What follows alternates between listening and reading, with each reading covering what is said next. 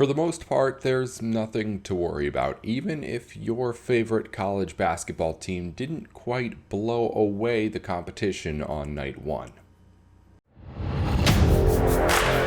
You are Locked On Big Ten, your daily podcast on the Big Ten Conference.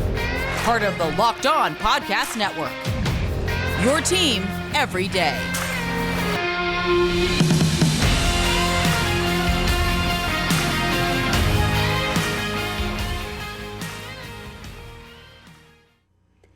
Hey there, thanks for tuning in to Locked On Big Ten. I'm your host, Nate Dickinson. Coming up on today's show, we're going to take a quick look at the first day of basketball around the NCAA.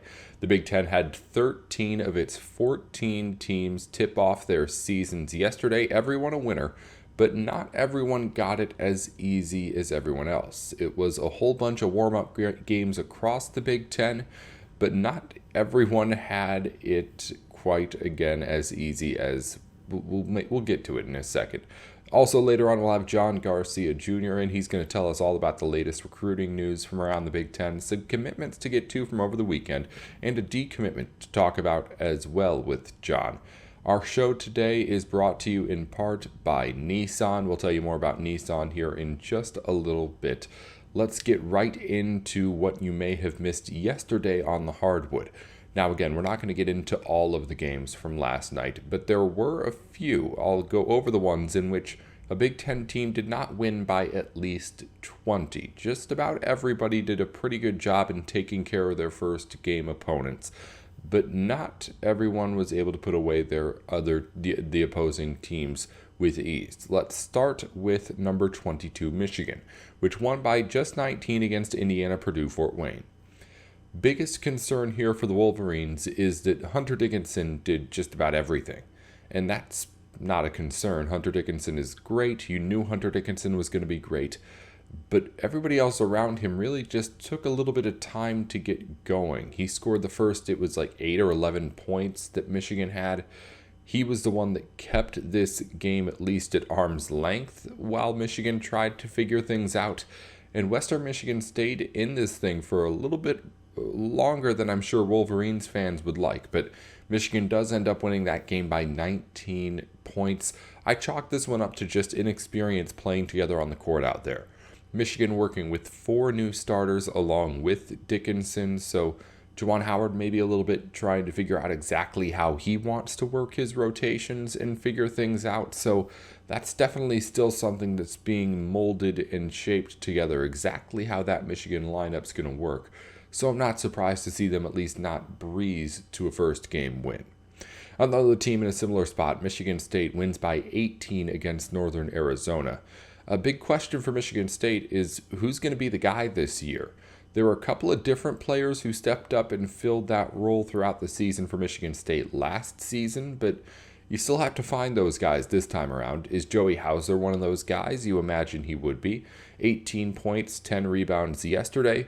Someone who you hope can come out and fill in those shoes for another team that's losing some talent from last season. And Nebraska beats Maine by only 13 points. Final score 79-66. That came with a whole lot of easy buckets for Nebraska too against Maine. This is probably the team that I'm second most concerned about out of everyone that we've seen so far already. We'll get to the obvious one in a second. But Nebraska wins by 13, and that's with Sam Griesel shooting 9 for 12 from the field. With Keisei Tominaga shooting 7 of 12 from the field. Maine shot well, made 12 threes, cut the lead at halftime, made things competitive throughout against Nebraska. But my question is, what happens when those numbers aren't there? When those shooting days aren't there for, again, 9 of 12 and 7 of 12, and you're only beating Maine by 13 points? That's a little bit of a red flag for me. If I'm Fred Hoiberg, I'm definitely looking at this as something to have a lot to work on going into the next couple of practices, because I'm not happy only winning by 13, and the way in which it happened. Again, you got some easy buckets, but they're buckets that you know aren't going to be there against teams that are really, really worth beating. Finally, the team that, of course, struggled most is Minnesota and the Golden Gophers. Final score 61-60 against Western Michigan. Minnesota struggled out of the gates here in this season. In this official game, struggles had some troubles with St. Olaf in the first few exhibition games it had played. Minnesota looks like it could be just another year away from really being ready to compete under Ben Johnson. Remember, this team was really just constructed of whoever he could put together after just about everybody left from Minnesota a couple of years ago. So with what he did last year, I thought was impressive. I think expecting too much of a leap forward this year is a little bit ambitious.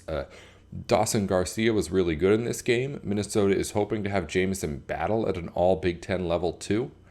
I'm telling you right now, if those two players are going to be at that level, Minnesota is going to be just fine. But with what we've seen so far, something's going to have to give, because the Gophers have not played like that kind of a team, like a kind of team that has two all Big Ten caliber players, at least from anything that I've seen so far this season. Is it there? Maybe. But I have yet to see it come out for the Gophers. Those are the teams that, again, won by less than 20 at least in their opening matchups. I didn't want to spend too much time checking in on this, just because the big overarching theme is that these games largely aren't going to be mattering and aren't going to be what you judge these teams off of probably even a couple of weeks from now. So they matter, they count. But when you're looking at exactly what your team is and what to get better at and what you need to, of course, try to recognize as a fan, it's not exactly these first few games what you need to be looking at. We'll get more into basketball as the season gears up. We've got good games coming up even as soon as the end of the week here for the Big Ten. So we'll have plenty to talk about there. Coming up in a minute, though, John Garcia Jr. from Sports Illustrated is in to give us his takes on everything that we've seen lately in recruiting. A quarterback commit going to the Big Ten, one possibly leaving the Big Ten with a decommitment. We'll get to all of that with John here in just a second. Before we do that, though, on Locked On Big Ten, this week's thrilling moment in college football is brought to you by Nissan. The thrilling designs behind the new lineup from Nissan are intended to empower drivers in vehicles as capable as the driver itself. When I think of unbelievable abilities on the field and this week's thrilling moments, it has to be in Michigan State's upset win over Illinois. Peyton Thorne over to Jaden Reed, 16 yards for a touchdown to put that game what would be out of reach by the end of it, and Michigan State pulls off a big upset over then number 16 Illinois in the Fighting Illini.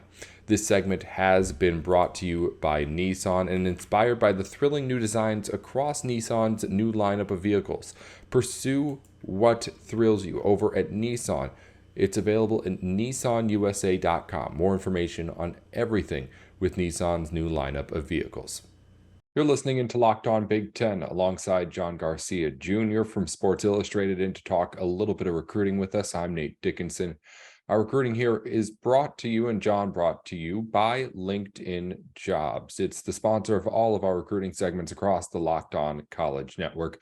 LinkedIn Jobs helps you find the recruits that you want for your positions that are open easier and faster. To post your job for free, head on over to linkedin.com/lockedoncollege. All right, John, let's get into some of the latest recruiting news here around the Big Ten. I try to keep people updated just on the names and give a little bit of insight if I see like other offers from Big Ten schools and things that I know, but you're the expert here. Let's start first with something that's a little bit more than what you just see on the paper when you see a name decommitting. Bo Edmundson, a former Michigan State quarterback commit, 3-star recruit for the 2023 class, now no longer a part of that class. And you were telling me just before we got on that this is something that goes a little bit deeper than just Edmundson here. Yeah, it looks like there was a parting of ways of sorts with this verbal commitment, something that is unfortunately common. And I say unfortunately for the recruits, right? A lot of these prospects go in and think they're done, and sometimes they're not. And it's not always in their control. But that's the business of college football, roster management, talent acquisition, all of those things. But it kind of comes twofold in this regard. So Edmundson had been on board for several months, almost a year at this point, kind of one of the founding members of this Michigan State class of 2023, got banged up during the season, hasn't played a lot of ball. So you could kind of view it on the surface level as well. Maybe it's an incomplete evaluation on Mel Tucker's part, on Michigan State's part. But now we're hearing a lot of reports that, look, Michigan State's going back all in on Dante Moore. So optically, and again, optics are really the only part of this that we can really see, right? Coaches can't comment on recruits, so it's hard to confirm this until signing day. But optically, it kind of looks like you dropped one in pursuit of the other. And look, understandable in terms of wanting Dante Moore on your roster. For us at SI, he's the number one player in the country, so the number one quarterback in the country, out of Detroit. So naturally, a friendly program in King High School to the Spartans. But obviously, you had a quarterback on board, and the initial reason why it appeared as if Moore had moved on from Michigan State pretty early in the cycle was because they had Bo Edmundson on board. So a fascinating development to keep an eye on. Obviously for Dante, in-state school, plenty of familiarity, even schematically with what he does best and what Michigan State wants to do. There's a great fit there, no doubt in my mind, but he's been committed to Oregon since the summer months. Oregon is rolling on the football field right now, particularly at the quarterback position. I checked in on some sources on the West Coast. They still feel pretty good about holding on to Dante out in Eugene, but there's still 6 weeks to go until National Signing Day. And obviously, if MSU was galvanized enough to initiate the parting of ways with Edmundson, if part of that was because they had Dante Moore in mind, they feel like they've got a chance, again, at least optically from where we sit in early November. Has anything changed publicly with Dante Moore to suggest that Michigan State has a reason to go into it? Not from what I've seen. Dante's a very quiet kid, very much did not like that part of the recruiting process, very internalized type of recruit. And he'd always said he'd commit and be done, and that was going to be a big part of it.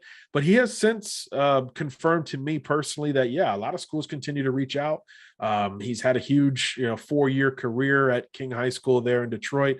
They're in the midst of another playoff run that should be winding down here soon. He's already got one state title. So curious to see from Dante's perspective, once his season officially ends, do you show up on any of these other campuses? Obviously, geographically, if you do, and MSU is one that you're curious about, pretty easy to make that happen. And I'm sure Mel Tucker and company would love to host him. But I haven't personally heard anything tangible to suggest that Dante is going to flip his verbal commitment from Oregon to Michigan State. But stranger things have happened in recruiting. Again, John Garcia Jr. with us here on Locked On Big Ten, giving a little bit more of the story behind maybe that decommitment from Bo Edmundson in the class at Michigan State. Let's move on to some other commitments that we've gotten lately, John. Over the weekend, a quarterback committing to Wisconsin, 3-star Cole Crew out of Colorado, 6'3", 190. What do you know about this guy as he ends up going to the Badgers? Yeah, I actually wrote about him before he had a Power 5 offer earlier this year. I thought he was a really nice sleeper that school should take a look at. He's a kid out of Colorado, so naturally not exactly the most fertile quarterbacking grounds like we would talk about Texas or California or Georgia in recent years. But man, he's been productive, 3-year varsity starter. He can run it. He can throw it. He can throw those modern manipulative arm angle passes that have become so popular in college football. And when you think about what Wisconsin hasn't had, it's kind of that, right? That modern, shifty quarterback who can make things happen off script. So I think that's where he's a really interesting fit for the Badgers. And he continued to play dominant football here as a senior. I don't think they've lost a game under his watch in 2022, his high school in Colorado. So he picked up some recruiting momentum finally, right? The Buffs offered the in-state school, Tulane, which is a top 25 program right now, offered and really tried to get him on campus, but they couldn't figure it out logistically. Wisconsin got him on campus right at the beginning of the season before making the coaching change. So really the question became, because Colorado had also made a coaching change, it became, hey, does the new staff, or the current staff, I should say, not new, the transition staff, whatever we want to call it under Jim Leonhard,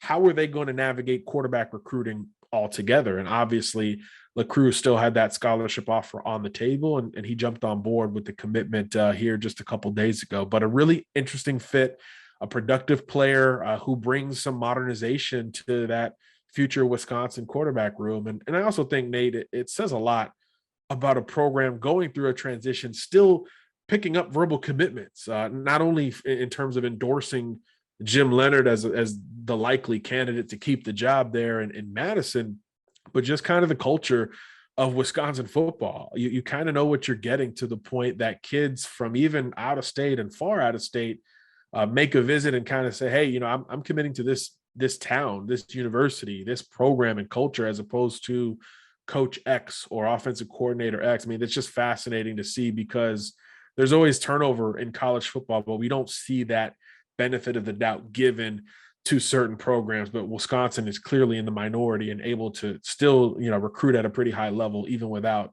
a quote unquote head coach. Do you think that Jim Leonhard has passed that test, if you're treating this year as an audition, in his ability to recruit guys?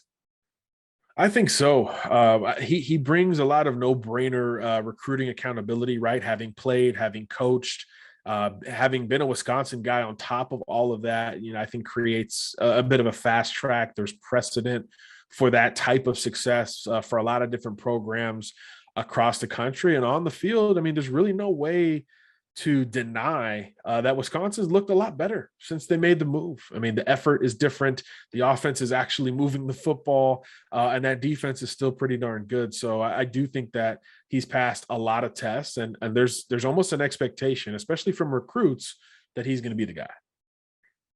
The other name that came across the board is in the last week, Kamari Moulton, a 3-star running back, ends up with the Iowa Hawkeyes out of Florida, Fort Lauderdale. A little small guy, speed back 5'9", 180. He's listed at, but a guy coming out of Florida that can be a nice get for Kirk Ferentz in that squad. I mean, Florida, you talked about Colorado, not exactly the hotbed. Florida yeah. is the place where everyone goes to get at least a couple of guys. Iowa gets one here. Why was this one of their targets? Well, he just brings a lot of kind of Iowa flash to the position. I think, like you said, he's got enough speed and wiggle to be a counter to the conventional Big Ten downhill type of running back, but he's also got some grit. Physical player. I've seen him play defense here earlier in the 2022 season. This is a football player. And I think when you talk about a running back mentality, that should be a part of the equation at some point, because we talk about running the football and catching it out of the backfield as the primary points. But when you're at Iowa, you've got to block, you've got to pick up in pass protection, pick up the blitz, and kind of do all the little things well to potentially see the field. So I think Moulton brings a lot of that to the table. He's also a really well-coached and versatile kid. Cardinal Gibbons in South Florida is one of the premier programs in the state. I think he's got multiple state titles under his belt already as a high school senior, a high-level coach, private school ball, kind of all those things, you know, going along with it that creates benefit of the doubt from the prospects perspective there. So he's a winner, versatile, physical, tough, and plays bigger than his frame would suggest. He's been productive too. I think that's pretty important. 1,000-yard season in the last couple years there at Cardinal Gibbons, when he's been really the focal point of that offense. So I think that's a really nice get for Iowa, and technically a flip. I think he was on board with Florida Atlantic. So not your typical headline driving flip in recruiting, but a big one nonetheless, where he was poised to stay home and play for Willie Taggart, who always wants to run the football. Now he's going to be able to do that up in the Big Ten, where a lot of Floridians have gone up and found some success. John Garcia Jr. is at Sports Illustrated, brought to us here today by LinkedIn Jobs. Thanks as always, John, for joining us for a couple of minutes and updating us on everything that we need to know on some of these guys when we see their names come across as commits to Big Ten schools. We'll talk to you again, I'm sure, soon as more and more names come through and we learn more about this 2023 class. Thanks again for taking a couple of minutes to talk to us. Thanks for having me, Nate. I appreciate it. Thanks again to John Garcia Jr. for joining us for a couple of minutes here on the program. Before we wrap things up, we're going to get into Big Ten news. But first, BetOnline is the place to go for any of your online sports gambling needs. Whether you want to find the latest odds and most lines on all of your favorite sports, or are just looking to get yourself the information that you need to make sure that when you're placing your bets, you have all the knowledge that you could want, head on over to BetOnline and get all the information that you're looking for. BetOnline has everything, can be your one-stop shop for your sports gambling needs at BetOnline, where the game starts. Let's wrap up everything that from over the day in the Big Ten. Some more news from the tunnel incident of what's now becoming more than a week ago in Michigan. Coach Izzo from Michigan State basketball chiming in on his thoughts on what happened at first.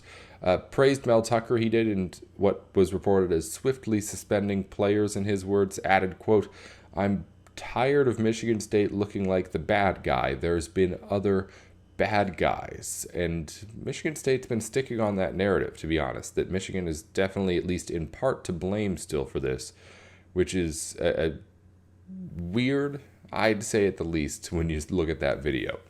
In the same story, attorney Dave Diamond, who represents one of the suspended Michigan State players, is alleging that a Michigan player, quote, "engaged with Spartan athletes with his helmet and swinging a punch," which is different than what we've seen in the videos for sure. And if it ended up coming out to be the truth, would certainly change the way I'm sure a lot of people think about what exactly is going on with this situation. But as again, that is just an allegation as of right now. In other news around the Big Ten, Nebraska safety Miles Farmer arrested over the weekend for DUI. He has been suspended for the upcoming game against Michigan and the Wolverines. And in other Michigan news, a fun quote from Jim Harbaugh, getting away from the news outside of the tunnel. He said, quote, "I would bet my truck," end quote, that Blake Corum would be on pace to at least match, if not pass, previous Heisman running back seasons, making a case for his Heisman candidate in the backfield now. Looking at the Big Ten schedule, a couple of games to tell you about on the hardwood. In men's basketball, only one game to tell you about. Purdue is hosting Milwaukee. That game's at 6:30 Eastern Time on Big Ten Network. And also a top 25 matchup in women's basketball. It's number 5 Tennessee visiting number 14 Ohio State at 8:30. That game's also on Big Ten Network. That's all for Big Ten, or for Locked On Big Ten today. I'm Nate Dickinson. I'll be back with more on everything that happens in the Big Ten from now until tomorrow, here on tomorrow's episode of the program. Until then, be sure to follow us on Twitter. It's Locked On Big Ten 10, not TEN at the end. And I'm Nate with Sports. At Nate with Sports. I'm Nate Dickinson, and we'll be back again tomorrow here on Locked On Big Ten.